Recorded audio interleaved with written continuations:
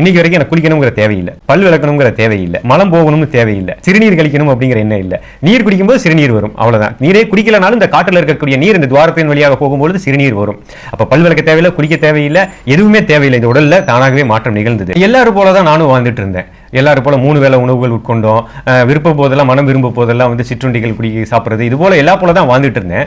உணவை குறைச்சி வாழணுங்கிற ஒரு முடிவு பண்ணிட்டு 3 வேளை உணவு உட்கொள்றதை 1 வேளை உணவு குறைச்சிட்டேன். இப்படியே ஜனவரி மாதம் அப்படியே பயணித்தேன். பிப்ரவரி மாதம் 2 வேளை உணவு 1 வேளையா குறைச்சிட்டேன்.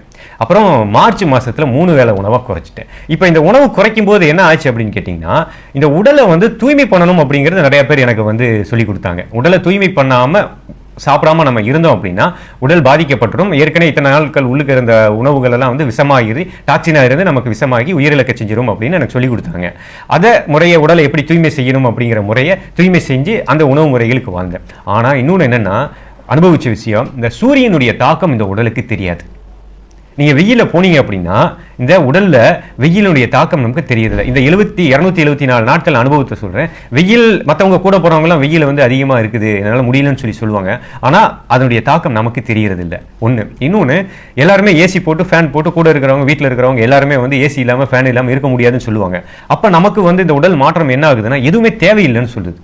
ஃபேன் வேண்டாம், ஏசி வேண்டாம், எதுவுமே வேண்டாம், எல்லாம் ஒரே மாதிரி இருக்கலாம் அப்படிங்கிற எண்ணம் தோணுது. தூக்கம் அப்படிங்கிறது பார்த்தீங்கன்னா 3 மணி நேரம் தூங்கினாலே போதுங்கிற நிலைக்கு தான் இருக்கு. இது மாதிரி நிறைய மாற்றங்கள் உடல்ல நடந்துகிட்டே தான் இருக்குது.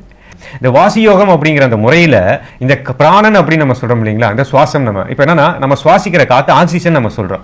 சுவாசிச்சுட்டு நம்ம அந்த காத்தை வெளியே விடுறது கார்பன் டை ஆக்சைடுன்னு சொல்றோம், கழிவுன்னு நம்ம சொல்றோம் இல்லைங்களா. இப்ப நம்ம வெளியில இருந்து 8 அங்குல காத்தை உள்ள இழுக்கிறோம், வெளியே விடும்போது 12 அங்குல காத்தை நம்ம வெளியே விடுறோம். அப்ப 8 அங்குல காத்தை எடுத்து 12 அங்குல காத்தை வெளியே விடும்போது நமக்குள்ள இருக்கக்கூடிய அந்த சக்தியான 4 அங்குல காத்து வெளியே போயிருது, ஆரோக்கியம் வெளியே போயிருது. இப்ப வெளியே போற அந்த 4 அங்குல காத்தை தடுத்து உள்ளுக்கு நிறுத்தணும். வெளியில இருந்து எடுக்கக்கூடிய அந்த காத்தை உள்ளுக்க சக்தியை மாற்றணும். அப்ப நமக்கு வெளியில இருந்து எந்த உணவுகளுக்கு உண்டான சக்திகள் நமக்கு தேவையில்லை, காத்துல இருந்தே அந்த சக்தி நமக்கு கிடைச்சிருது. இப்ப என்னன்னா, இப்ப தண்ணி குடிக்கிறோம், தண்ணி குடிச்ச உடனே சிறுநீரா வெளியே போயிருது, ஆனா குடிச்ச நீர் வெளியே போயிருது இல்லையா. அப்ப அந்த உடல்ல என்ன நடந்தது? அப்ப அந்த நீர்ல இருக்கக்கூடிய பிராணங்கிற உயிர் சக்தி மட்டும்தான் அந்த உடல் எடுத்துக்கிச்சு. அந்த உயிர் சக்தியை எடுத்துக்கிட்டு கழிவுகளா இருந்த அந்த நீரை வெளியேற்றிருச்சு. அதே போல இந்த காத்துக்குள்ள என்ன இருக்குன்னா, அந்த பிராண சக்தின்னு சொல்லக்கூடிய உயிர் சக்தி இருக்குது. அந்த உயிர் சக்தியை மட்டும் நம்ம எடுத்துக்கிட்டோம் அப்படின்னா மற்ற கழிவுகளா இருக்கிறது வெளியே போயிருச்சுன்னா நமக்கு தேவையில்லை. ஏன்னா ஒரு நாளைக்கு ஒரு மனிதன் 21,600 முறை சுவாசிக்கிறோம். 21,600 முறை முழுமையான சுவாசத்தை நம்ம சுவாசிச்சோம்னாலே நமக்கு தேவையான அந்த பிராணங்கிற சக்தி, அதாவது உயிர் சக்தி காத்திலேயே நமக்கு கிடைக்கும். ஆனா நம்ம முழுமையான சுவாசமே இன்னைக்கு சுவாசிக்கிறது இல்லை.